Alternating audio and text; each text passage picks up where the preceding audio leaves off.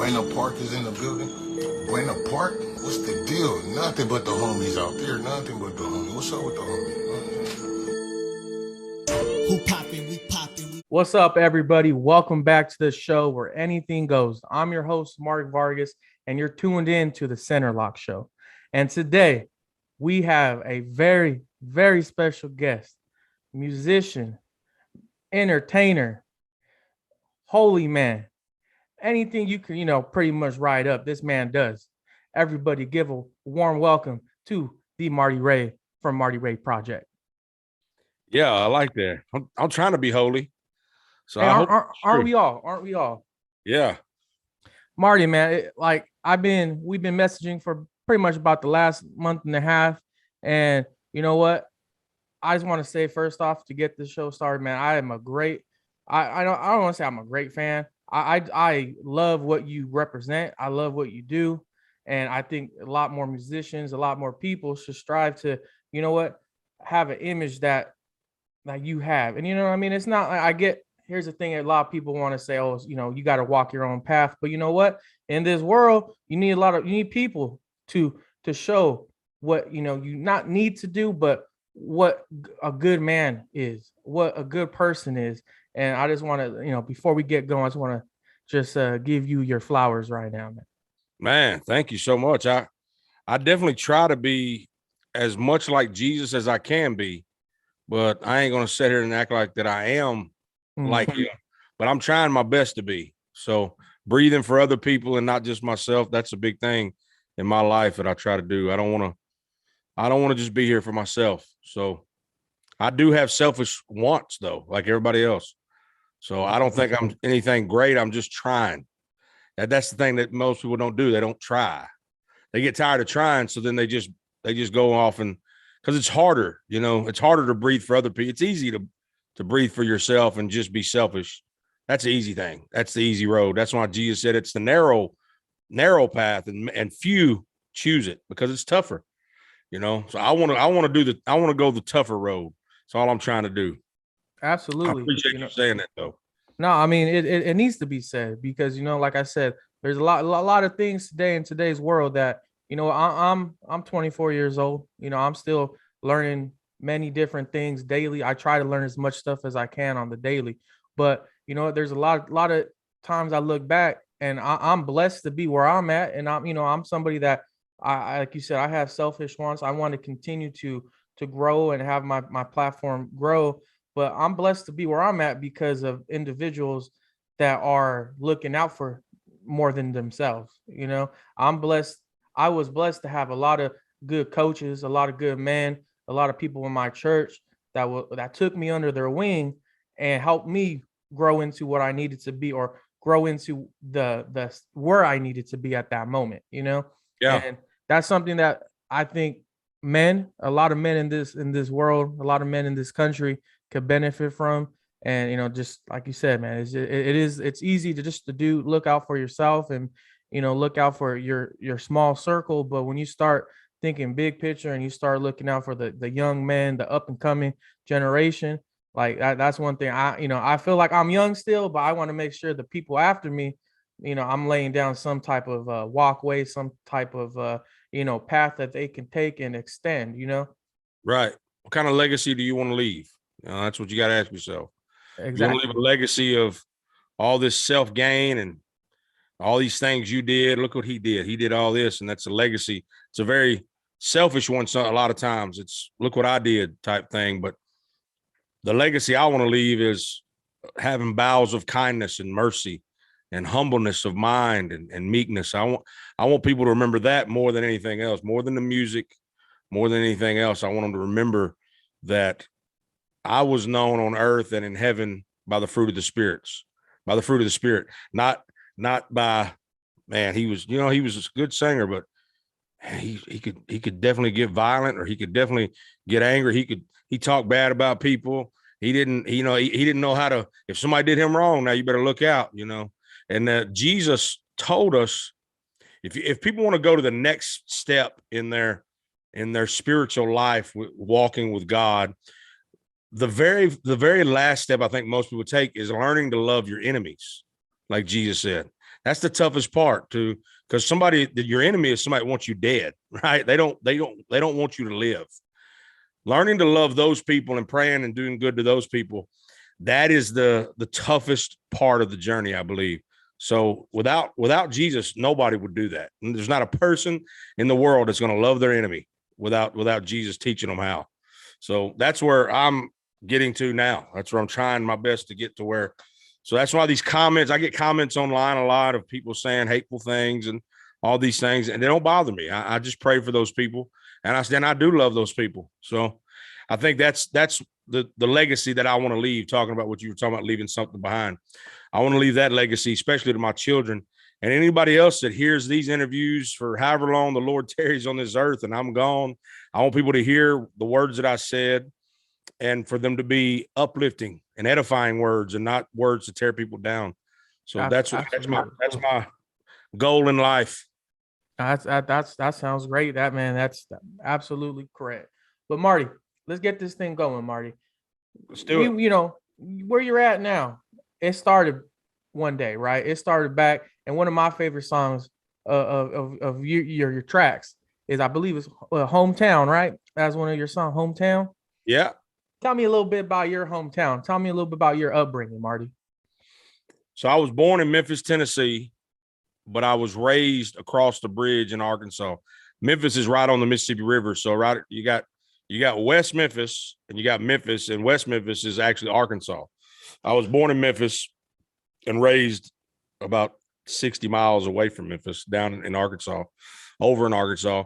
And it was a small town type of thing. We lived in a town that was about 2,000 people.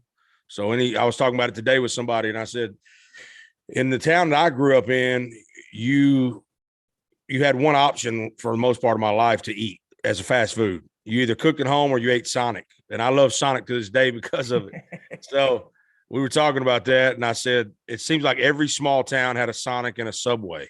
It seemed like that's the way it was. So that's kind of how I grew up, a small town type of life. And then it wasn't long, but the majority of my time, when we went somewhere, we went to Memphis. So when I was doing something, having a party or going to the mall or going ice skating or going to Liberty Land, theme parks, all this type of stuff growing up was always in Memphis. So the majority of my memories of doing things is Memphis. And then when I grew up, I moved back to Memphis when I turned 18. I say back, I never lived in Memphis. I was born there, but I moved to Memphis for the first time to live there when I was 18 years old, and I lived there for a while. And I actually stayed in that area up until 3 years ago when I moved to Nashville 3 years ago. So that's kind of how I got to where I'm at right now. And do you think, I mean, you're talking about some heavy towns with so much history. You know, you can go history from the civil rights, you can go history with music. Do you think that played a role in maybe your music style or the sound that you have today? Because I think Memphis, I think Nashville, I think country, I think blues, I think R&B. And when you listen to your music, I mean, that's what you're giving off, you know, that you're giving off a sound that comes from the heart. You know, that's something that you can tell. It's you know, I would say I would put it in the category as maybe a Chris Stapleton, as maybe you know, I'm gonna go a little old school on you. I'm gonna maybe say a little bit Johnny Cash, you know, somebody that has a story to be told. And do you think growing up in that area, do you think that played a direct you know, impact on you? Actually, I don't. I know people think that a lot, and they think that people are influenced by their vicinity of where they're at geographically. But you have people in Oregon that love blues and their whole life is blues. So I don't necessarily think that where you grow up affects it. I think that your family and what you listen to growing up does. So my influence, the heaviest influence in my life is not blues or R&B, but gospel music, black gospel music. That's what I grew up listening to. Even on my wall today, I have Mahalia Jackson. You probably don't know who that is, but I have Mahalia Jackson hanging on my wall, her one of her albums, and then her at the Carnegie Hall singing. And she's a gospel singer, old time, amazing, one of the best gospel singers. And so I grew up listening to Mahalia Jackson, Shirley Caesar, Rance Allen, people like this. And that was my actual inspiration I originally wanted to do that, to sing in churches and things like that. But that is not the path God wanted me to be on, because if that would have been me, if I would have said, he told me one day, he said, because I when I started this thing, I said, I'm just going to be a Christian artist and that's all I'll be. And it was like God said, well, if you're a Christian artist, you'll only ever be heard by Christians. So and then the scripture came to my mind that says, I didn't come to preach forgiveness to the righteous, but to the lost. So I took it as a sign to go ahead and step out there and do songs that draw people in to me, that go and grab people that would never look me up if I was a labeled Christian artist. I'm an artist that's a Christian. That's what I am. So whatever song comes to me, it can be a rock song, it could be a blues song, it could be a country song. I've never really called myself a country artist or a blues artist or any of that, because if somebody actually digs through my music, my original music, especially that last album, the Mixed Emotions album, they're going to find everything, multiple genres in there. There's some reggae, there's some even some EDM, like electronic dance music in there. So it's very, and that's what this next album that's coming out is going to be. There's some that's the beauty of not being with a record label, is I get to, whatever I want to write, whatever's on my heart, I write it, I sing it, I produce it the way I want, and I release it on an album. I don't have to have their approval. I don't have to wait and say, hey, can I put this on out, or this got to be separate? Oh, okay. I don't have to do that. So it makes it harder to find a space for featuring that album, because you don't have a genre to say, what genre is this? You have to try to pick a genre, because they want you to pick a genre. You know, the world is about boxes. Which box are you fitting in? That's what they want. They want you to fit in a box. And if you don't, how dare you? So I don't fit in any of their boxes. So that's why I tell people from the start, I'm going to be and always will be with Jesus Records, right? So wherever I'm with his record company and wherever he takes me, I'm going to go.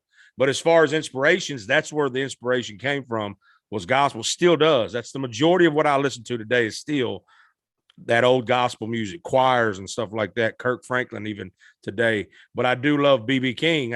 When I was growing up, I started with that, with gospel. My mother always listened to, she had a variant. She would listen to Shirley Caesar, the black gospel stuff. And then she would also listen to Southern gospel, which is some, I don't know if you know what Southern gospel is, but Southern gospel is more like,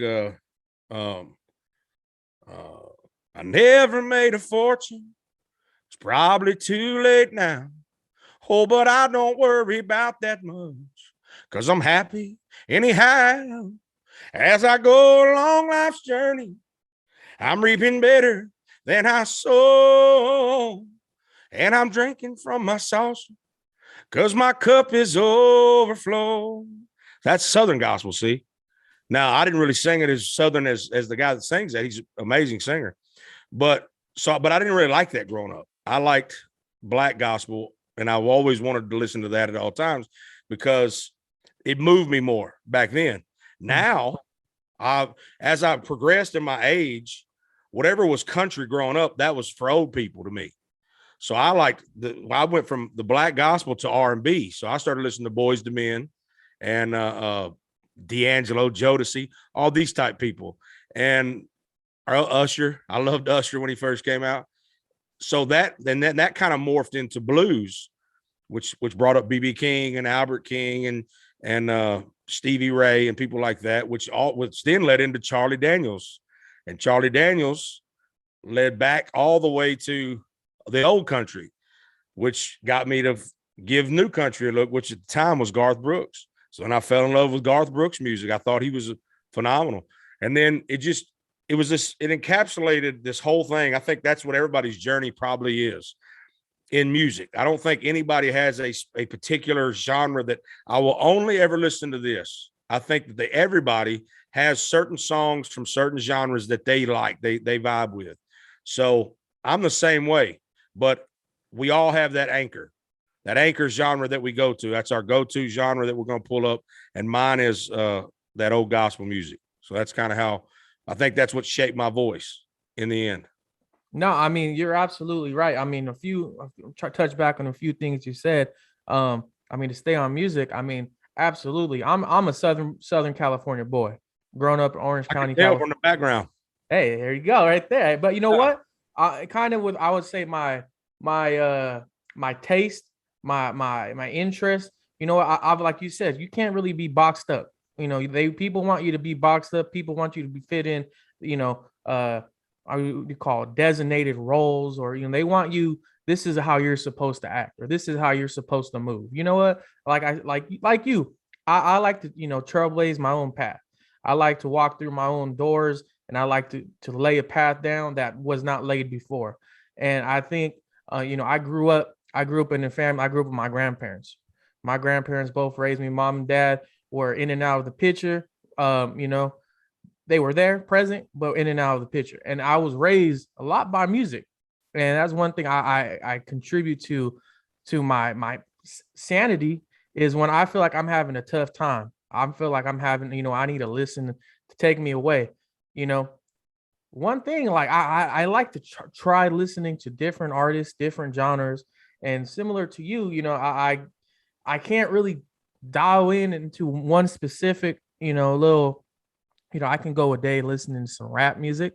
I can go a day listening to some reggae, some R&Bs, and well, my fiance, she really put me on to some country music, and from Hank Williams to George Strait to to nowadays artists Jason Aldean, just different music, and I really benefited from it because I could hear different stories, and I'm somebody that likes to lay stories, listen to stories. That's one of the reasons why I have a podcast, is because I like to allow people to share their story, and I like to pick apart, hear something, right, and add it to my life. How can I pick a story and use it for my own good, or to use it for others' good? And you're absolutely right, Marty. You can't be boxed up in this world, because that's where they want you. And if you get boxed up, it's hard to do pretty much anything you want, because at the end of the day, you won't be doing what you want. You'll be doing what they want, Mm-hmm. That's right. That's definitely the plan. And at some point they'll probably get their way. If you believe in the word of God, and at some point they as in the elites, the people, they don't want free thinkers. Okay. They want people to buy into what they say. And if you don't buy in, then you're not for them. Therefore, you're against them and you hate them. And now you're just a bigot at that point. And they start throwing all these things around. If you don't agree with this and this, and you don't love people now all of a sudden because you don't agree with something that a government says.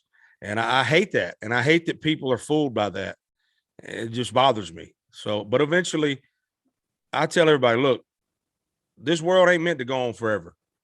There is an eternal home, whether people believe it or not. There's an eternal home, and there's a God above, and his name is Jesus, and you're going to face him whether you want to or not. A buddy of mine wrote a song that Aaron Lewis just cut. You know who Aaron Lewis is? I'm not too sure. Not too sure. You ever heard of the group Stained? Yes, Stained. Yes. Okay. Absolutely. Singer of Stained. But he does Stained as the band Stained, but he's also Aaron Lewis, who does country music too. Buddy of mine wrote a song called Everybody Talks to God, and Aaron Lewis just cut it and released it, and it's doing really well because it resonates with people, because they know, hey, whether you believe in God or not, you're going to have to talk to him, whether you want it to or not. So I think that here's the beauty. I think that more people are waking up and starting to say, listen, there's something off here about what y'all are doing in this country and other countries all over the world. It's about control. So they want to control you and me. They want me to hate you and you to hate me for some reason. They don't care what the reason is. Just breed the hate. That's all they want. So however they can do that, they're trying to do that, because what happens in the end, they want us to hate each other and fight each other and kill each other so they can come in and be the saviors. But there's only one savior, and that's Jesus. So whoever's listening, maybe that's for somebody listening. I don't know. Amen. Amen to that. Yeah. Now, that's one thing. I don't know whoever listens to my podcast. I know that I do have people listen to it, and that's one thing I want to, there's a story to be told, and that story needs to be told. But Marty, where you're at now in your space, and then the second half of this episode, we'll get more into like your create your thought process in creating music and everything like that. But like in your space, what's your for you to be happy, right? Because the one thing I want, you know, it's a trending, you know, it's a reoccurring topic on my episodes is for, you know, I know I have younger men watching, people growing up. And what's one thing for men's mental health, right? That's one thing I say, you know, I grew up where maybe it wasn't, you know what, you can get over it, you know, continue to push or, you know, continue to, you know, that's not that big of a deal, right? What's one thing that maybe you've learned through the years that you can sit back and say, you know what, when the thoughts in my head or, you know, whatever it is, but like, how would you say to keep a positive mental health, you know, and it could be for anybody, not just young men, but, you know, our women included. But, you know, I know that I can speak for a young man because I know that, you know, I have very, you know, thoughts that other men have, you know? Right. So, I mean, I'm not a psychiatrist or anything, but this is just me. So when I speak what I speak, it's just my life. So with me, the only way that I was able to, the only thing that ever helped me to stay mentally, even now, to stay mentally right is putting God first. So that's, of course, going to be my answer, but it goes beyond that. So the Bible says, come boldly before the throne of grace that you may find help in your time of trouble. And that boldly means unreserved in speech. Sometimes people go to prayer and they pray differently than they talk to their friends. They're more open about certain things or more honest about things when he already knows every thought you think before you think it. So that's one of the ways that helped me is I started becoming unreserved in speech and prayer. So if I had a doubt, if I had a concern, I took it to the Lord. But also beyond that, I started making sure that I was completely, even if it was embarrassing or even if it was a hard topic, I would be open and honest with people that I trusted as well. So because we're supposed to help carry each other's burdens. The Bible says that as well. So we have to be able, men is the hardest. Women kind of have this down where, I'm not saying that they got it all down mentally. I'm just saying that they will share with each other. You know, they figured that out. They will always do that. But some men, the bravado in men, the pride in men, whatever it is, they don't want to be vulnerable before other men. The problem is they need to be. We're supposed to be, because where your vulnerability is, somebody that's beside you, a friend of yours, they might have already conquered it. So then you can glean from them. Now, I don't believe, I'm not a big proponent for, I'm not knocking it, but I'm not a big proponent for drugs and alcohol and even prescription drugs and all this stuff. I think it's weird that doctors prescribe medications for mental situations that one of the side effects is suicidal tendencies of these drugs. I think that's the weirdest thing to me. I don't get that. And I'm not saying it don't work, because maybe it does work. I've never gotten to the place to where I've ever even thought about taking a prescription drug like Xanax or something, but I have seen the side effects of Xanax, right? My mother was addicted to Xanax, and I saw her hallucinating. I was sitting in the house with her. We were trying to get her off of this stuff, and she's in the bedroom screaming at somebody in the room, and there's nobody there. And so I know the effects of how it can mess with your brain. So I would tell people, before you go that route, let's try to talk to each other and pray. Like, always pray first, you know. And that's how I've dealt with it. I'm not saying, hey, this is how it's done. Mm-hmm. So anybody that would hear me, I don't want them to just start sending me messages and say, how dare you? You don't understand. You're not sympathetic. I am sympathetic. The feeling of worthlessness and depression, the feeling of having no value is a demonic force that is rancid in this country. And I don't know about in other countries, but it is in this one. And it's an attack against man, because God loves man. So the devil's attack is to make man feel like he's not loved, that he's not worthy of the love, that he's not valuable. But God said, you're the most valuable. Even when he created the earth, he created everything, and then he created us and put us here. Why do you think he did that? He did that so that he could say, look what I made for you. Look what I made for you.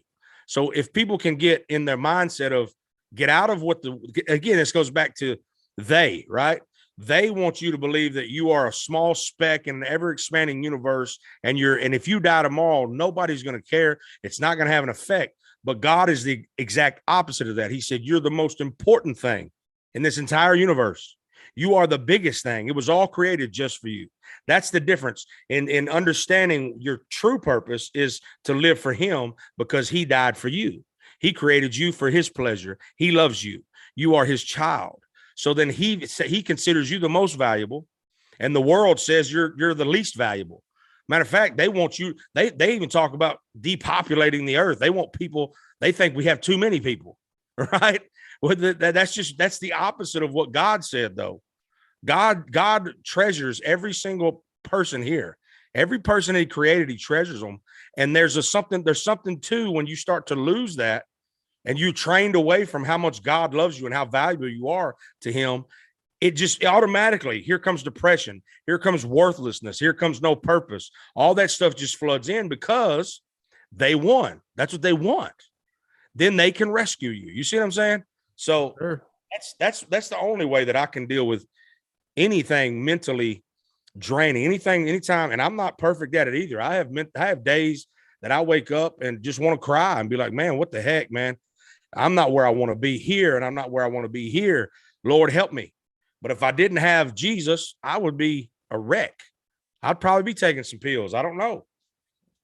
No, I mean, amen to that. I mean, you sound, and I mean, in the way you walk in this world, you walk with the Lord. You walk with faith. You let faith guide you. You know, and that's something that like I said, there's a lot of people that can benefit from that. A lot of people in this world that, whether they don't have a relationship with the Lord, or maybe that relationship has been hurt, or has been maybe, and you know what I mean?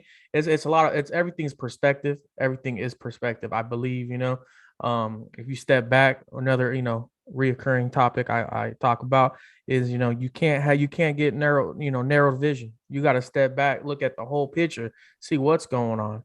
You know what? I don't got a lot of money, but my rent's paid. I got food on my table. The lights are on. Whether you have kids or not, kids are in school, whatever it is. And I think one thing is we get lost in today's world with the instant gratification. We get lost with what others have and what others don't. And that's a game that you'll lose every time. That's a game you'll lose every single time, unless you're, and even then, I don't want to talk about, some of these multi-billionaires that can pretty much buy any country they want.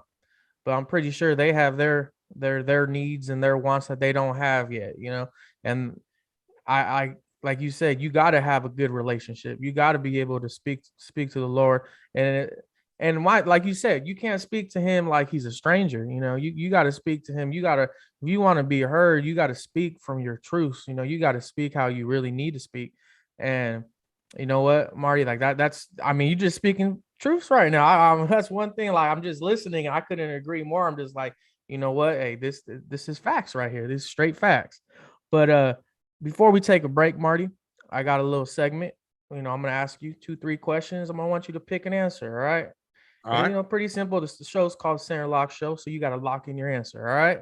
Okay. All right. Best barbecue. You can go with Memphis barbecue, or we can go with Texas barbecue. So you know what I'm going to go with already. Yeah, Memphis barbecue is the best, but that's not taken away from all the other awesome. Kansas City barbecue is amazing. North Carolina barbecue is amazing. Texas barbecue is amazing. They all have different things they do great. Like Texas really does a good brisket. Probably might do the best brisket in Texas. And Memphis does some of the best ribs. And North Carolina, they got some pretty good sauces that they use there that they don't use everywhere else. So, in Kansas City, the same way.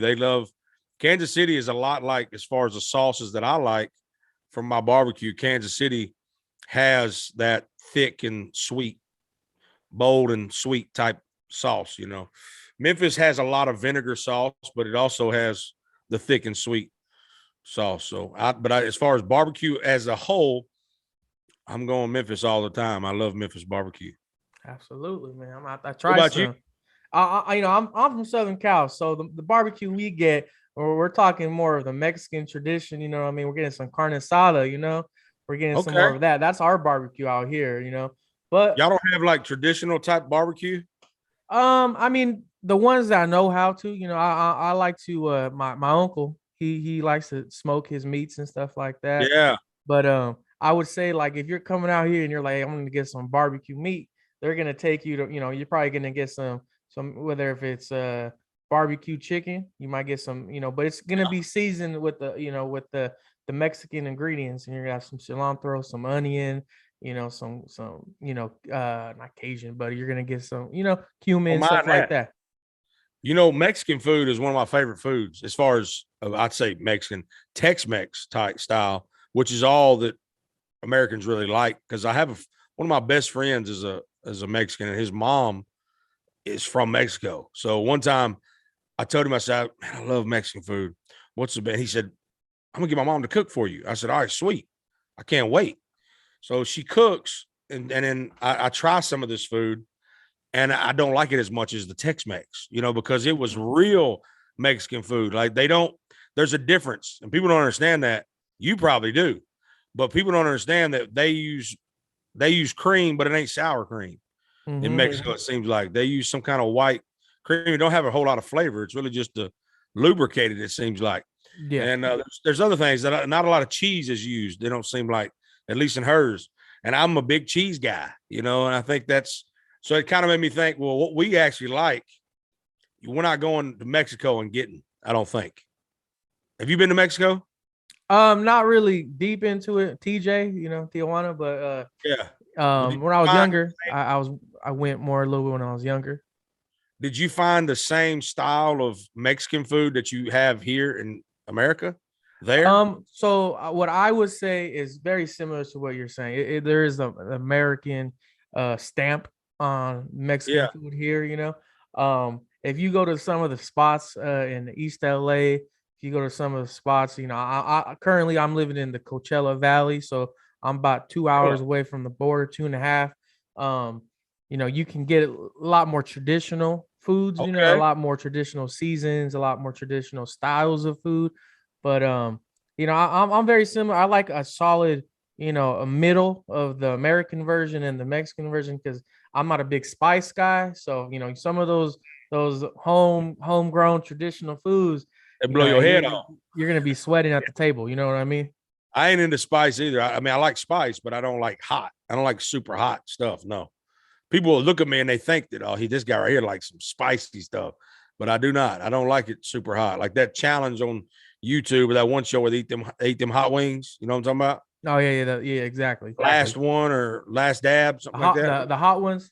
Hot ones challenge. Yeah, hot ones. So then they interview people, which is a phenomenal idea. I could never be interviewed on that show. I'd be out quick. The second wing, I'm out. No, I'm the same way. I look at him and there. I'm not somebody. If you're eating and if you have to take a drink of water every time you take a bite, man, I like to get in. I like, you know, when we're eating, we're eating. You know what I mean? Right. I'm getting down. I ain't trying to. I don't even like stuff like if I have to shell a lot of things, I got to do a lot of work to get to the meat. I ain't into that. I want to get to eating quickly. All right, Marty. The next question I got for you: where's one place you would love to perform that you haven't performed yet? One place I'd love to perform is at the Opry, Grand Ole Opry. That'd be super cool. And I haven't got. I don't know if I ever will, but that'd be cool to perform. Other than that, I think Red Rocks in Colorado. That'd be super awesome. That outside theater. I think it's in like a cave or so. Not a cave, but it's in the side of a mountain. You know what I'm talking about, right?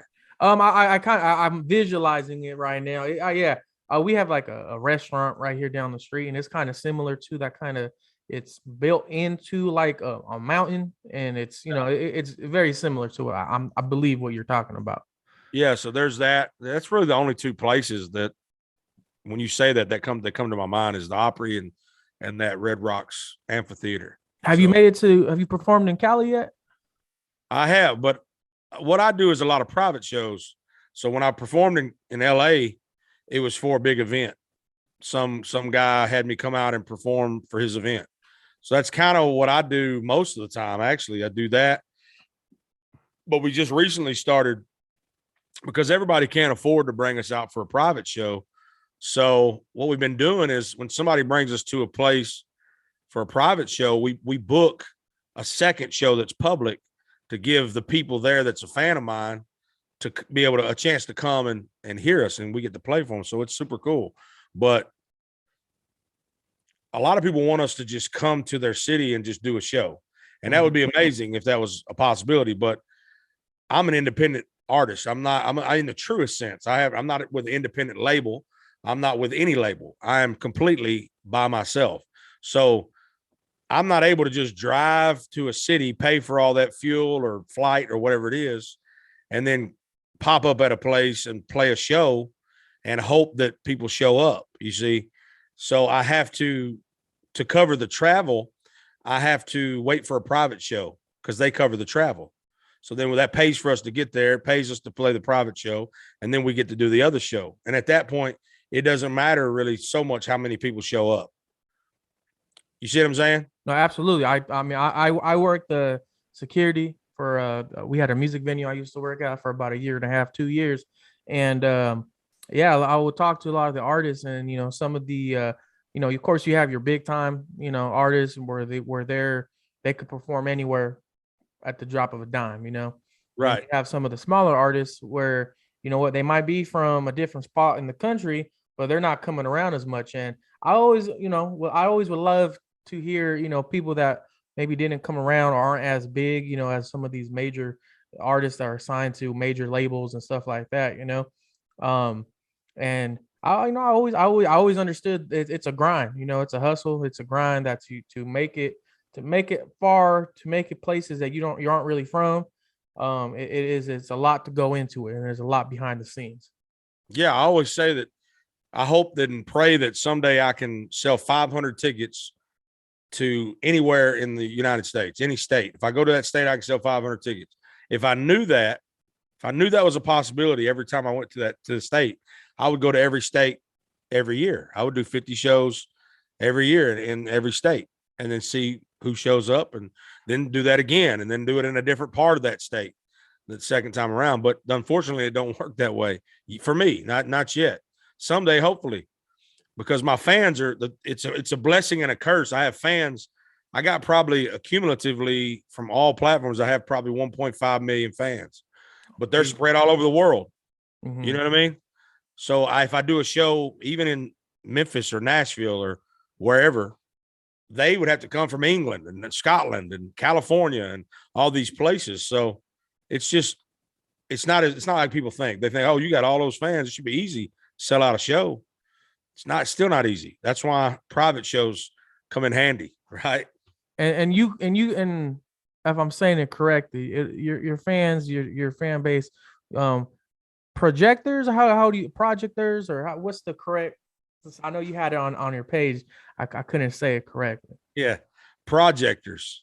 Okay. So it's Marty Ray Project.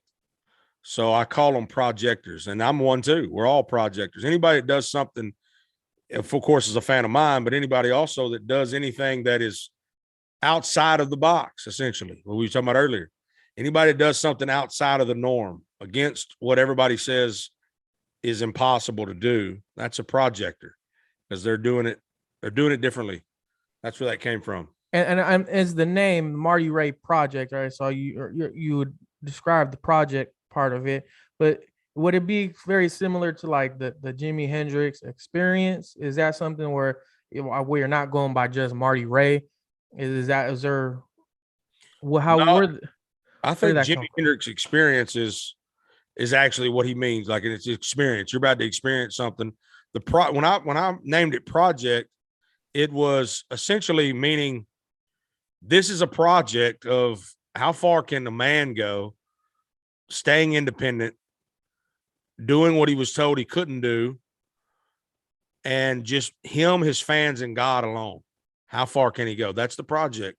And I'm doing it outside of and against everything that I've been told. So that's it. That's why it's called a project. It's an experiment, if you will. No, I love it. I love it, Marty. But everybody listening right now, watching right now, we will be right back. And we come back, we'll be talking the music. You know what Marty Ray is really known for, but we got to know a little bit about Marty and what he does, what gone into his music. Now we're gonna come back. We're gonna know a little bit more of what the music actually is. So be right back.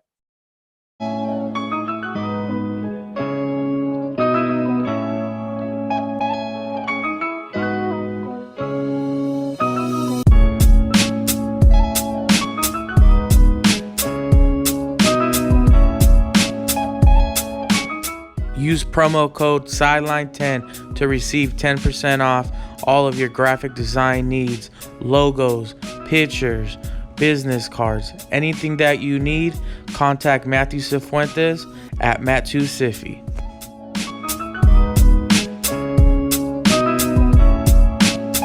What's up, everybody? Welcome back to the Center Lock Show, and we're still here with the one and only Marty Ray Project, and we just got done talking about quite a bit of stuff, from the upbringing to a little bit spicy barbecue. That's that, believe it or not, that's what we were talking about. But And Mexican food. hey, you're right.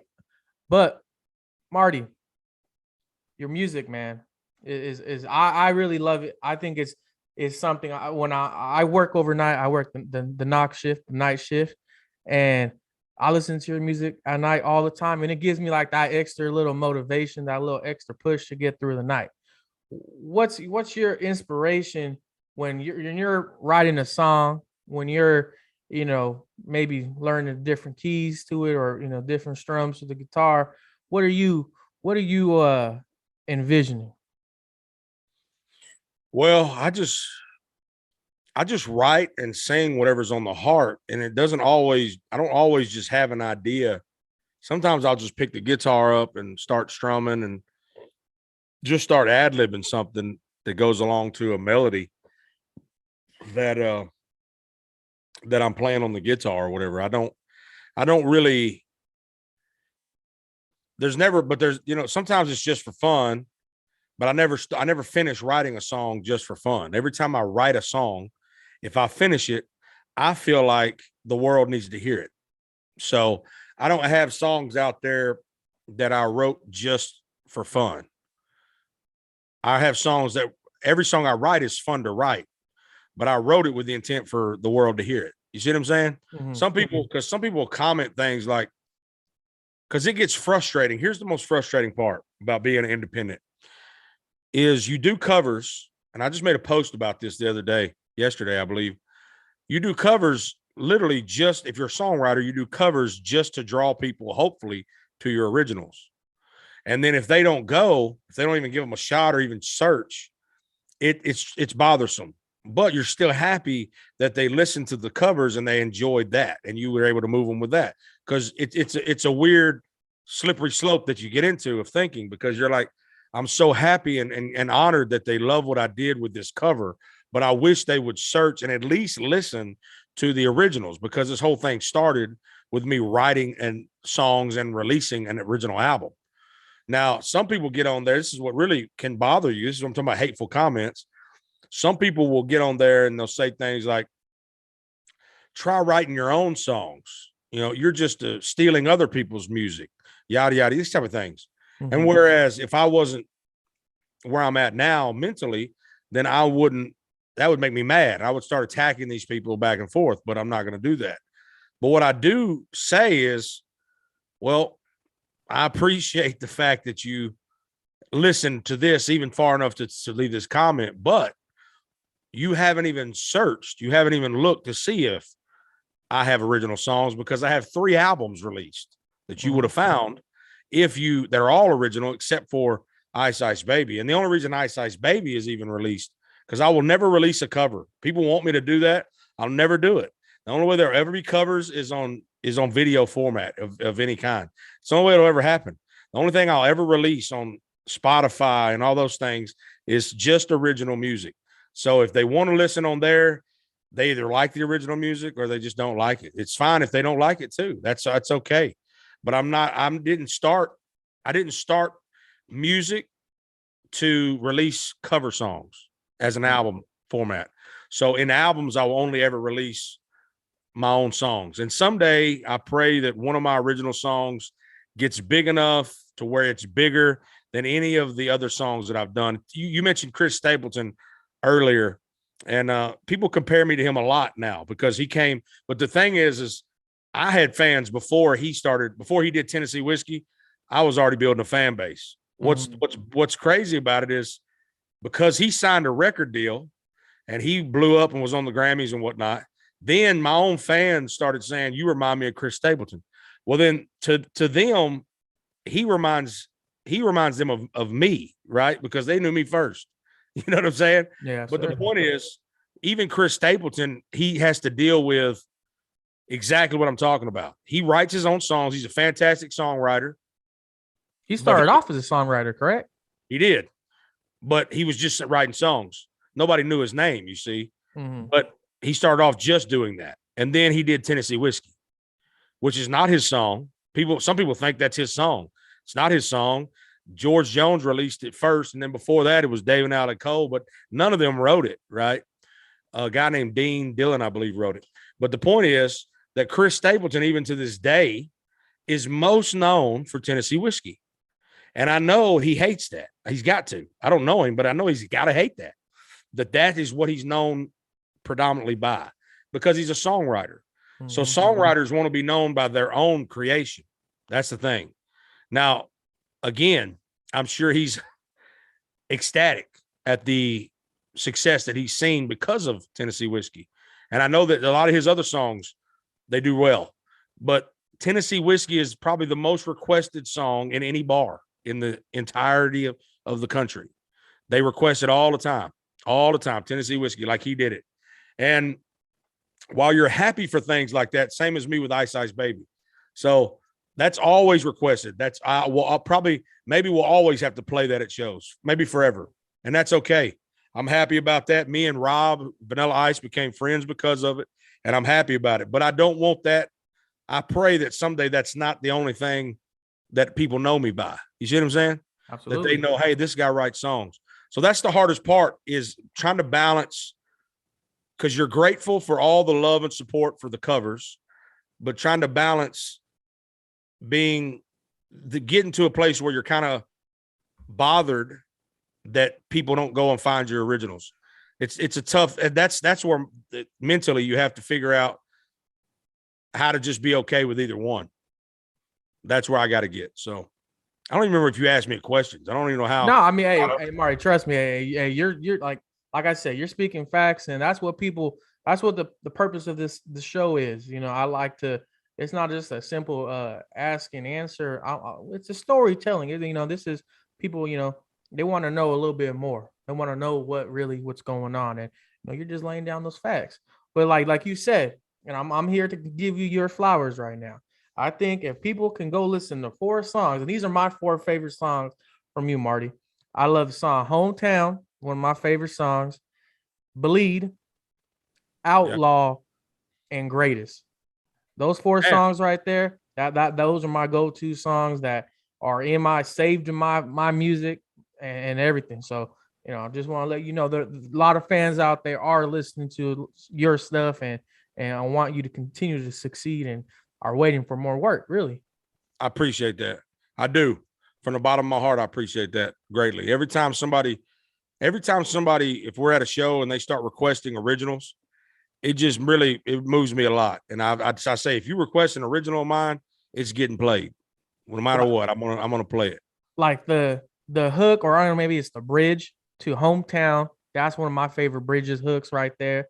And then "Bleed," man. "Bleed" is that's me right there. You know, they're gonna tell you whatever, you're gonna fight, and you're gonna, you know, show, you're gonna, you know what I mean, you're gonna bleed for it. You know what I mean? Like that right there, that's one of my, like, I'm very, like, I find as much motivation as I can for music, because that's, for me, that's a simple, you know what I mean? Like, if you can pull something from a song that pumps you up, you know, I'm an athlete, you know, grew up an athlete, you know, not anymore, but, you know, I had that athlete mindset, and that's what, you know, fuels me, is listening to music.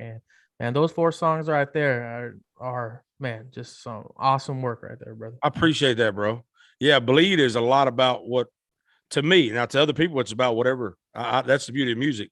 is I can write a song. A lot of times people ask me what this song means, what a song means or whatever, but I won't tell them because I say it means whatever you think it means, because that's how music is.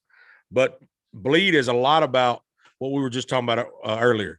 They want you in a box and you're saying, I'm not going in your box. And I'm gonna make it in doing this way, and I'm gonna go this route, even though you say this ain't the route. I'm gonna go this route anyway, and I'll bleed doing it. I'll die, meaning I'll die doing this. That's what that song represents to me. No, absolutely, man. Absolutely. Yep. Is there anybody, you'd love to work with, or like maybe sit in a room with and just kind of pick their brain when a musician, musician wise? Well, the only person I would have loved to have worked with that really set on me was BB King. I wanted to, but he passed away before I got the chance. I did get to meet him, and it's a wild story. It's a long story, but it's just incredible what happened between BB and I. And I thought after that night, he and I are going to work together. We're going to do something together. This is going to be truly amazing. And it never happened. So if you're asking anybody dead or alive, it would be BB King. I would like to work with him, but it would be an honor to work with it's an honor to work with anybody that wants to work with you, especially if it don't matter what level they're at, right? If they want to work with you, meaning they want to work with you because they like what you're doing, they love what you're doing, and it moves them, it's an honor to work with it. But some people that don't have anything, as far as they've not done any homework, they've not done any groundwork, and then they say, hey, I want to write a song with you. Well, you only want to write a song with me because you see I have groundwork done. But you haven't done any, you haven't released a video, you haven't done anything at all. But now you think that if you do a song with me, then it's just going to catapult you, and I'm trying to catapult my own original songs, and so I'm not able to even do what you think that I can, but you want to work with me. Now, some people want to work with me that are on low levels because I inspire them, and that's an honor, but when you want to work with me just because you want to use me, that's not an honor.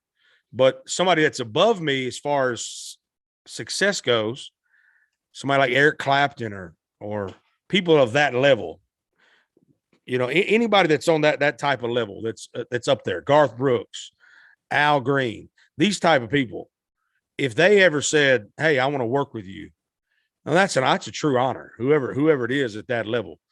Rance Allen, who was the guy I mentioned earlier, he was a phenomenal gospel singer. He did a song called Something About the Name Jesus. He's just, he did things vocally that nobody else can do. And he actually heard some of my music years ago and reached out and said, he didn't reach out personally, but he had a friend of his reach out and say, tell that guy, I love what he's doing. I love that music. And I said, wow. And she didn't think I would know who Rance Allen was. She said, you probably don't know, but it's Rance Allen. He's a big time gospel guy. And I said, no, I know exactly who he is. Exactly. One of my favorites, actually. And anyway, you'd have to look up the song, Something About the Name of Jesus. You'll hear how he has these vocal movements that are just amazingly abnormal. Like he'll go, yeah, all that stuff. And it's just really cool, man. And I had the opportunity. He wanted me to come, and he wanted me to come to his church and hang out. And I thought, man, one day I want to get down there and we're going to do something together. That was an honor that he wanted me to come there, and stupid me, I didn't go. You always think you have time. You think, well, I will do that someday. I'm going to schedule it, get the time in someday to go do it. The problem is you need to do it right then. You just need to go and do it. That's the way we should live life. When an opportunity, when God opens the door, just run through that thing. Don't put it off. Say, I'm gonna schedule that. I'm gonna get that done. Just run through that thing. You know what I mean? Absolutely. Let it run through it. And if I would have had that moment. And maybe I missed an opportunity to work with BB too somewhere along the way. I don't know, but that's probably the only, like I said, the only guy that comes to mind that I would have loved to have Those two guys, actually, as I can think of more as they keep coming. Mhm. But those two guys for sure would have been amazing. No, I mean, I'm pretty sure the product would have been. I mean, BB King right there. That's a legend. Rest in peace. Yeah. But just overall, I mean, I can only continue to see you growing, and I mean, just the way, like I said, you put so much heart into your music that it is bound to continue to grow and just continue doing what you're doing, Marty. Another question with the music I have for you is with this whole COVID process, this whole basically almost 2 years, how did that play a role into, like, maybe, like you said, you got some more music coming out? Did any of that play a role? And maybe not just COVID, general speaking, but with being at home all the time, not being able to, everybody had their lives changed pretty much. Did that play a role? Did that have any impact on your music style, or not even style, but your music coming up? I don't know. Excuse me. I don't know if it played a role or not to me, because ultimately everybody's life did change. But as far as my life in the music business, Mhm. mine only changed in the way of I lost a few private shows, right? Because I don't tour like other artists, so I didn't have all these places shutting down, and I couldn't go get my shows done. I always I built the whole following that I have from online shows type thing. So I would go live. I was one of the first people to start going live on Facebook before anybody else could do it. It was only the verified Yeah, I accounts that remember could that. go Yeah. live at first. And so I was going live, and there would be like 2,000-3,000 people in my lives at a time, because nobody else was doing it. And sometimes more than that. So it was amazing. I thought, wow, this is going to be great. Well, then Facebook opens it up to everybody, and I'm still getting about 1,000, but then they keep dwindling down the reach, because they don't want you to be able to make it without paying them. So Mhm. they say, well, we created this. You owe us money. You shouldn't be able to make it. Even though these people said they want to see you, they're not going to see you unless you pay. So the reach on there continues to go down, but it's okay. It's their business. That they literally own that business. So that's why I always try to build. I'm trying now, and have been for past couple of years, to build an email list of my own, so that I can reach my people directly. And that's a tip for anybody trying to get into business. You want to create an email list so that you can reach your people directly without Facebook or YouTube or Instagram, in case they just say, you know what, we don't like you, we're shutting you down, and we're just going to cancel your account. Because they can do that anytime they want. It's theirs. No matter how big you get, they can do that. Anyway, so that's I don't know what. See, again, I'm trailing off here. Yeah, you think you asked me a question? What did you ask me? Or a little more so about, like, did I don't want to say the impacts of COVID, but just more the COVID. That's what it being was. at home, being, Yeah. everything with the past 2 years, the way it's been going. Did it Right. play So a different role or anything like that? yeah, it didn't really play too much of a different role in my life, because as far as musically, because I would just started doing, I guess it did in a sense of I started doing more like full production live stream concerts. I would start doing things like that, and we would just take donations and tips and things like that. So that kind of changed. But as far as did my strategy change at all? No, I was always doing that way before everybody else was said, okay, our strategy's changing now. Online this, online that. Then they started shifting to online, where I've always been that way. Mhm. I've always been online, to trying to reach people online. So as far as that goes, it didn't change, but it did change in the aspect of going out to places and things like that, of course, like everybody else. And then, Marty, one of the last questions I got for you right now is, I have a few friends in the music business, up and coming artists, up and coming, striving to be, big artists, striving to be, whatever they choose to be. What tip would you give them? And maybe not even my friends, people, young musicians, at maybe the beginning stages of their career, or maybe the first couple stages of the career. What advice would you give them? Never sign a record deal. That's what I would say, because where people think that's what they need, and they think that's the goal. Even people out there, they say this all the time too. To me, they comment, "I can't believe nobody signed you." Well, I could be signed if I wanted to be. Mm-hmm. They think that that's success. That's what I like talking about. Chris Stapleton, he's got a record deal. That's success to him and to them. They think that is when they say, "One day I see you on the Grammy stage." Well, that might not ever happen because I'm never going to sign a record deal. See, they own that. That's them. Yeah. They don't like people like me who don't want a part of them, don't want to give them a part of me. So when you sign a record deal, it's a 360 deal. That means that they get a portion, a big chunk of portion of everything that you do. Now, that means 360 degrees. You know, that's a circle. So that means every part of your career in entertainment. So what happens is I'm an actor as well. So I bring my own sponsorship deals in, all these things. If I was with a record label, they get 360 degrees. So that means they pull from even acting jobs that I'm doing. They get part of that. They get part of sponsorships. They get part of commercials that I do. They get part of every single piece, merchandise sales, live shows, music. And you barely even make any money on music if you sign a record deal. Mm-hmm. So if people think there's actually a guy who gave me a great tip, and it's a great tip for anybody. His name's Rick Barker. He's a manager. He used to manage Taylor Swift. He gave me a great tip one time. He said, and somebody might have told him this, I don't remember, but he's the one that brought it to my attention. He said, if you're still trying to sell music and that's going to be your living, then you're probably going to be broke, right? Because people aren't buying music anymore. I still sell some music here and there, and I'm so thankful for it, but it's not as much as I used to. People stream it more. So you got to get your money on streaming, and that's so little that, well, you got to make your money up somewhere else. So I would say to anyone listening, if you want to support an independent artist or even any artist, if you want to support them truly and you want to help them to make a living, then you should buy their merchandise, go to their shows, join their mailing list, things like that.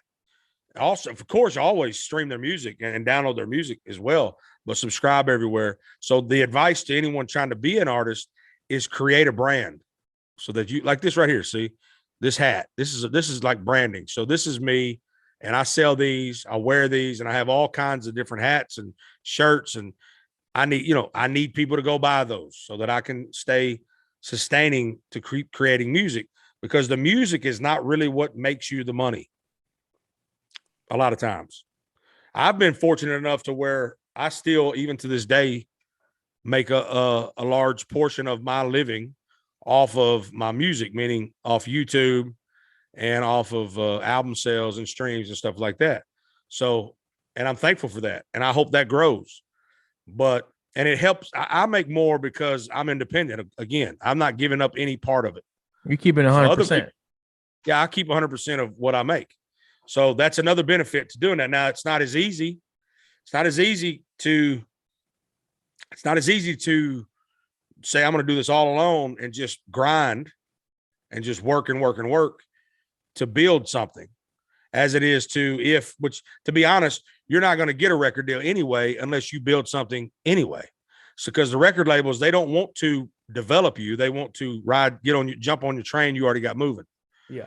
So that's what, like, they didn't want no part of me, but until I had my own train going, until I built this train and had it moving, then they would want to, sign me at that point.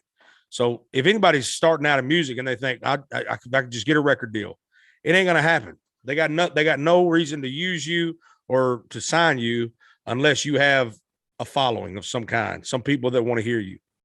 So if that's your goal to get a record deal, then you still got to grind as if you're not trying to get one, so that you can get a following to get one. That's how it goes. Hey, so those out there with those questions and are wanting to take that next step, that's some great advice right there from Marty. But Marty, man, I appreciate you taking the time out of your day, taking the time out of your busy schedule, and stopping by the Center Lock Show. I really, really appreciate that. And before we go, we got our last little segment right here. We're going to get a little personal right now. Okay, Marty? All right. I want to know, who or what is your why? Who is my why? Or who or what is your why? What drives you? Your why. Right. Why I do what I do. Exactly. If anybody's listening to this whole thing, they already know my why is Jesus. He put a talent in me, and I told him if it was meant for me to do this, if it was meant for me to sing, then honor the effort. And he keeps honoring the effort. God honors effort, especially if he puts a talent in you. If he gives you gifts, he don't want you to bury them, especially if you use them for him, for his glory. So that's my why. Jesus is my why. Of course, my family, my children, but it starts with him. And then it goes family and children, and then it's my fans and all of that. Like that all is one. It's almost one and the same, because Jesus was very clear about love others as I've loved you. And that means breathe for others as I've breathed for you. So if you love Jesus, you're going to love other people, period. Amen to that. Yeah. And then the next question I got for you, Marty, is who do you want to see on the Center Lock show? And the trick part to that is whoever you say, you got to help me get on the show. You know what? I'd like to maybe see my boy CJ Wilder on there. He plays with me, and he's incredible. So I know for a fact I can set that up. So definitely, I'd appreciate anything, Marty. I really will. Yeah. So I'll give you his information, and he'll definitely be on, and he'll be a great guest. He's got a lot of stories. He's played with some really big people. He's toured. He's done all that. Plays with me. You've seen him. If you've watched any of my videos, you've seen him in my videos. That's him, CJ Wilder. So I think he'd be a great guest to have. Oh, definitely, man. I appreciate that, Marty, and we'll get in contact with CJ after this episode and everything like that. But Marty, I gotta ask, and this is a question for me, and I know you probably get this a lot, but can I get a little bit of a bleed? Can I get a little bit of it? A little bit of bleed. Let's see. See if I can remember how to play this. You see, I write these songs and I forget how to play them after I write them, because I write them, record them, and somebody else will actually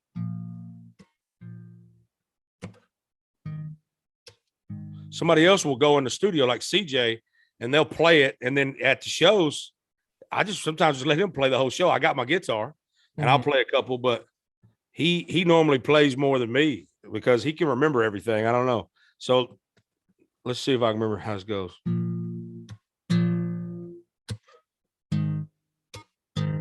Yeah.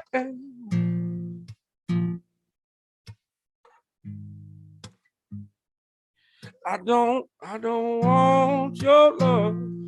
I can't hear my guitar. Hold on a second. Oh, you're good. You're good.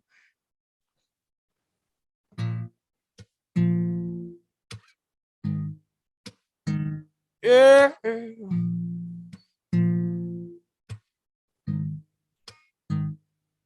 I don't want your love, but I gotta have it. I don't crave your touch, but I know that I need it. 'Cause when I fill my cup with your kind of habit, well, it lifts me up with a fervent pride. And I want to set my feet on fire. I want to let my soul run free. I want to live out your desire and obey my destiny. I want to follow where you're going and believe that I won't fail. 'Cause if my foot should ever stumble, it's not the end of my tale. How about that? Hey. I can't hear you, Marty. Hey, that was awesome right there. Awesome. There through Zoom. How about that? That's one of my favorite tracks, Marty. I'm being real honest with you right there. I appreciate that. I do. I really do appreciate that. Cowboy, you watch any UFC? Yes, sir. Yes, sir. You know Cowboy, the fighter? Yes, sir. He actually used that song for one of his commercial things when he was about to fight Conor McGregor. So, oh wow, yeah, I didn't even know that right there. But man, I'm that's one of those songs right there that hits you if you went through some stuff, if you're going through some stuff, you're trying to make it to that next level right there. That song, I'm gonna recommend. I'm gonna actually put it on this episode's little post I got, and then everybody will check it out. But hey, Marty, it's been a pleasure. it's an honor just to sit down and have a positive conversation with you. I think this was a great conversation and that many will benefit from. I just want to say thank you. And I just want to continue to give you your flowers. And I can't wait to see how far you will continue to grow. Thank you, sir. I appreciate you so much, Mark. You're a blessing to me. I want you to know that. Thank you. I appreciate you as well. But everybody, man, that's why. Actually, hold on, Marty. What do you got coming up? Anything you want to promote? Anything like that? Give the fans just what you got coming up. Well, you can find me at every social media known to man at Marty Ray Project. And I would appreciate if everybody would join the mailing list at martyrayproject.com, because when I release this new album, I'm going to blast it through there first. And every show that we do, every time we book a public show, we blast out the show through the mailing list first. So I would appreciate that. I'll make sure everybody go right now to martyrayproject.com, correct? Mm-hmm. And you go sign up for that mailing list. I know I'm part of it, so we got to continue to support. And hey, hopefully you if you don't know who Marty Ray was entering this episode, hopefully you do know him now, and you are a new fan. And you know what, we're going to continue to grow the projectors, and we're going to continue to grow the Center Lock show and everything we got here at Sideline Sports Media. And you know what, I just want to say thank you all. We're about to be coming up on 400 subscribers, and we're just here growing, and we're going to continue to grow. So make sure everybody, if you can hit that like button, hit that subscribe button, and just share everything. And I appreciate it from the bottom of my heart. But again, we will be back with another episode on the Center Lock show here. Marty, it was a pleasure. And everybody, we will be back. Out. Bueno Park is in the building. Bueno Park? What's the deal? Nothing but the homies out there. Nothing but the homies. What's up with the homies? Who poppin'?